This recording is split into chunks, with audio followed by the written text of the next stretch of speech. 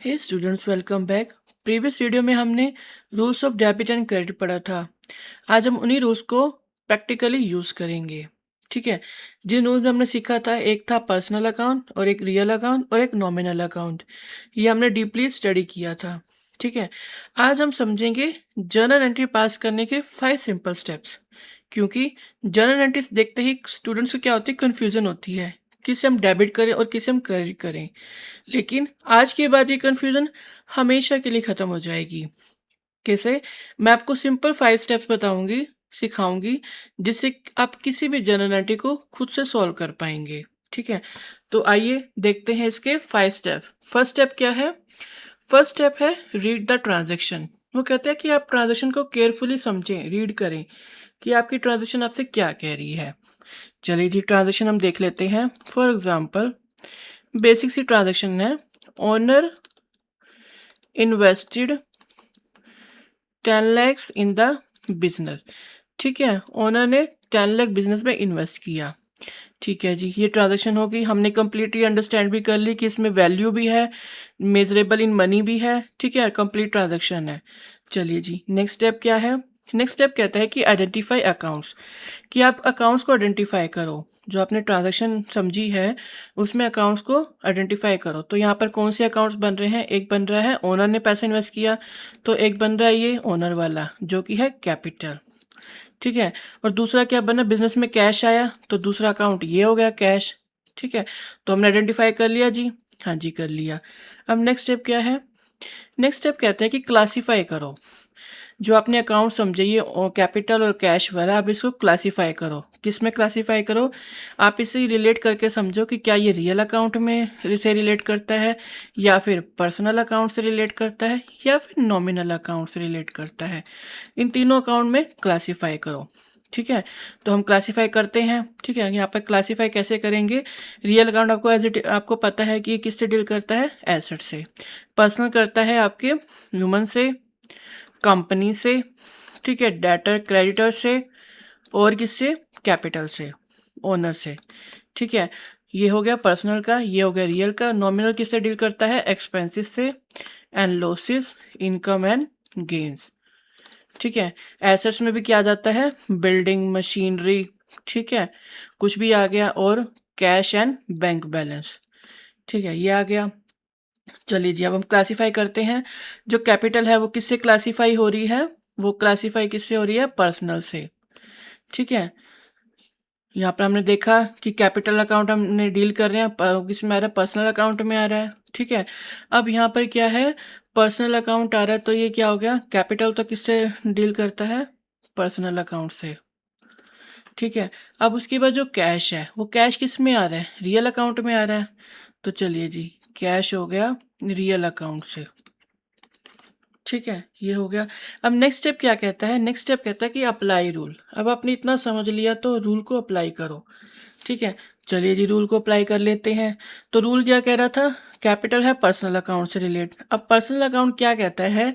Personal account किसे कहता है? डेबिट किसको करो? डेबिट द रिसीवर और क्रेडिट द गिवर। अब हमने समझा कि कैपिटल उसमें इन्वेस्ट किया, ओनर ने बिजनेस में पैसा दिया है। गिवर है, यहाँ पर ओनर क्या है? गिवर है। यहाँ पर हमने क्या किया? गिवर को क्रेडिट किया। तो यहाँ पर जो ओनर का अकाउंट है कैपिटल, यहाँ पर ये क्रेडिट हो जाएगा। ठीक है, तो ये ठीक है, ओनर अकाउंट कैपिटल, जो कैपिटल है वो क्रेडिट हो जाएगी। अब जो हमने देखा कैश बिजनेस में आया, बिजनेस में पैसा आया, तो रियल अकाउंट से रिलेट करता है। रियल अकाउंट क्या कहता है कि डेबिट क्या आएगा? What comes in, credit what goes out.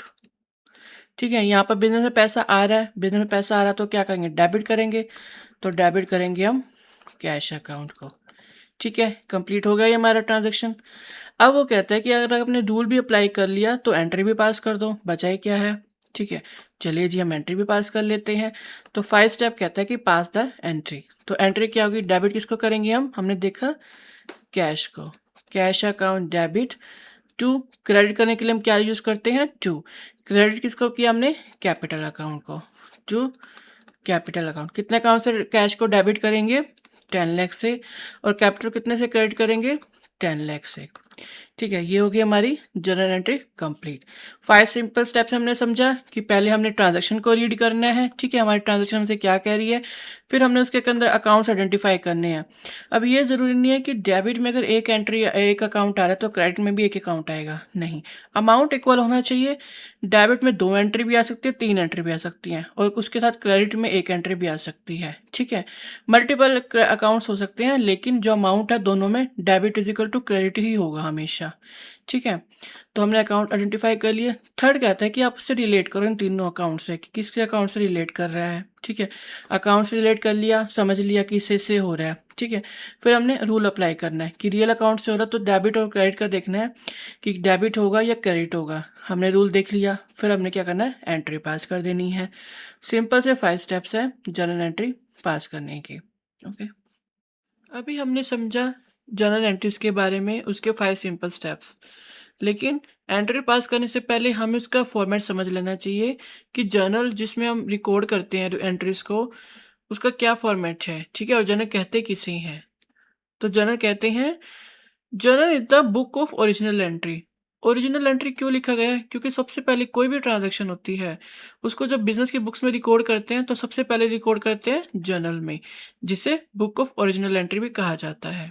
In which all business transaction, सारी की सारी जितनी भी ट्रांजैक्शन होंगी बिजनेस की, वो सारी रिकॉर्ड होंगी पहली बार किसमें, जर्नल में। In which all business transactions are recorded for the first time in the chronological order, date wise, ठीक है? जैसे जैसे ट्रांजेक्शन होती जाएंगी डेट वाइज, वैसे वैसे जर्नल में हम रिकॉर्ड करते जाएंगे by applying the rules of debit and credit. कौन सा डेबिट होगा कौन सा क्रेडिट होगा वो हम देख के एंट्रीज पास कर देंगे और बुक्स में रिकॉर्ड कर देंगे, ठीक है? जर्नल में रिकॉर्ड कर देंगे। अब इसका फॉर्मेट क्या होता है? इसका फॉर्मेट होता है जिसमें क्या होता है, फर्स्ट आती है डेट, कौन सी डेट को ट्रांजैक्शन हुई है वो हम मेंशन कर देंगे। पर्टिकुलर्स में क्या आता है, कौन सा अकाउंट डेबिट हुआ और कौन सा अकाउंट क्रेडिट हुआ वो लिख देंगे। और इसके साथ नरेशन भी पास करनी पड़ती है, नरेशन भी नोट करनी पड़ती है, जिससे पता चले कि ये एंट्री डेबिट और क्रेडिट क्यों किया गया, इसका क्या रीज़न है, ठीक है? ये कैश ही डेबिट क्यों हुआ और कैपिटल ही क्यों क्रेडिट हुआ, ये इस नरेशन से पता चलेगा कि बिजनेस में कैश आया है और किसने दिया, ओनर ने दिया है, तो इसलिए कैश को डेबिट किया, कैपिटल को क्या किया, क्रेडिट, ठीक है? नरेशन देना बहुत ज़रूरी है, इसी से पता चलेगा। लेजर फोलियो, लेजर फोलियो क्या होता है, ये लेजर जब पोस्ट लेजर में पोस्ट करते हैं ये एंट्री, तब ये काम आता है, जिसमें हमें इससे पता चल जाता है कि इस नंबर पे लेजर में ये एंट्री रिकॉर्डेड है, कैश टू कैपिटल, ठीक है? डेबिट जितना भी अमाउंट है, क्रेडिट का भी जितना अमाउंट है, ठीक है? तो ये हो गया फॉर्मेट ऑफ जर्नल। क्योंकि जर्नल एंट्री पास करने से पहले आपको फॉर्मेट भी पता होना चाहिए कि कौन से फॉर्मेट में हमने ये एंट्री सारी रिकॉर्ड करनी है date wise. Okay, next video में हम जर्नल एंट्री सीखेंगे जिसमें बेसिक टू एडवांस्ड होगा और कॉम्प्लेक्स एंट्रीज भी होंगी, तो आप वीडियोस को स्किप मत करिएगा, पूरी वीडियोस देखना। Thanks for watching, bye bye. सही तरीके से समझाया जाना चाहिए। So see you in the next